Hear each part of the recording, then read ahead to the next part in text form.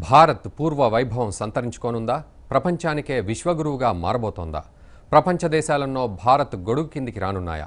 ప్రధాని మోడీ నేతృత్వంలో భారత్ వెలిగిపోనుందా? మోడీ దేశం దిశలను మారుస్తారంటున్నారు కేంద్ర మంత్రి కిరణ్ రిజిజు. ఇందుకు ఆయన బలమైన చారిత్రక సాక్ష్యాన్ని చూపుతున్నారు. ఇంతకీ ఏమిటా సాక్ష్యం? అందులో నిజమెంత?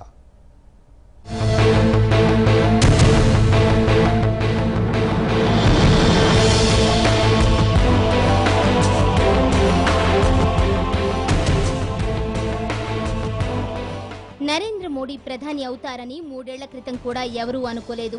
కానీ ఫ్రెంచ్ కాలజ్ఞాని నోస్ట్రాడమస్ 450 ఏళ్ల క్రితమే ఈ విషయం ఊహించారట. ఈ విషయాన్ని అమేజింగ్ ఫ్యాక్ట్స్ పేరిట కేంద్ర మంత్రి కిరణ్ రిజిజు తన ఫేస్బుక్ ఖాతాలో వెల్లడించారు. సంఖ్యాశాస్త్రం ప్రకారం కూడా ఇది సంభవమేనని అన్నారు. నిజానికి అది ఆయన సొంతంగా రూపొందించింది కాదు. ఎవరో పంపిన పోస్టును ఆయన ఆసక్తికరంగా ఉండటంతో షేర్ చేశారట.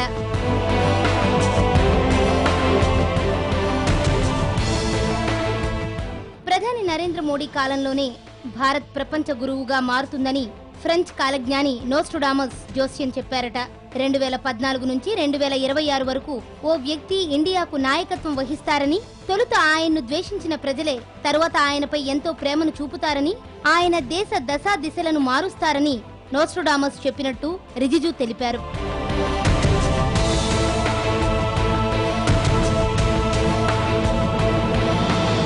ఇంకా మోడీ గురించి నోస్ట్రాడమస్ అనేక విషయాలు తన కాలజ్ఞానంలో వెల్లడించాడని రిజిజు తెలిపారు.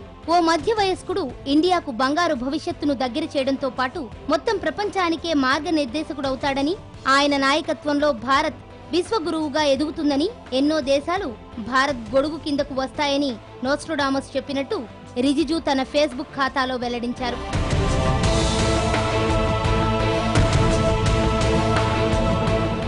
ప్రస్తుత లోక్సభలో బీజేపీ సంఖ్యాబలం 283.